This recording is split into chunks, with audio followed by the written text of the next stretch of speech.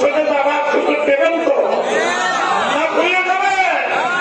সবাই দেখেন একটা হাত উঠান তো দেখি।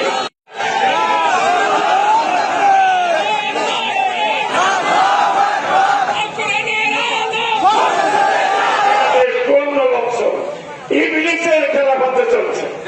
আচ্ছা, ইবলিসের খেলাফত মেনে আমরা যদি হজ, যাকাত, রোজা, নামাজ পড়ি তাহলে সঠিকভাবে হক আদায় হবে?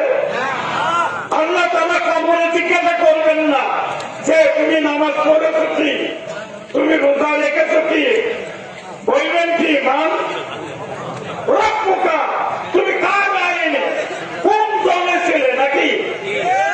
তাহলে আমরা দিনুকা, তোমার আইন কি ইবলিসের ছিল?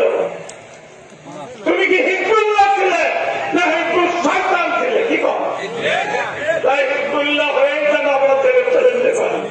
এবার দাড়ি গোল্লা হিজবুল্লাহ দাঁড়াচ্ছে। কি কর ইসলাম গরিবদের, বঞ্চিতদের এবং যারা ইনসাফ পায়নি, ইন্নাল্লাহ ইয়ামুরুকুম বিল আদলি ওয়াল ইহসান, তাদেরকে আগে কি করবে? তাদের হক আদায় করবে। আলহামদুলিল্লাহ, আমার মনে হয় এই গোটা দেশ থেকে 1 বছরের জন্য যদি টাকা আদায় করা হয় তাহলে প্রত্যেক পাড়ায় কয়েক কোটি টাকা পাবে।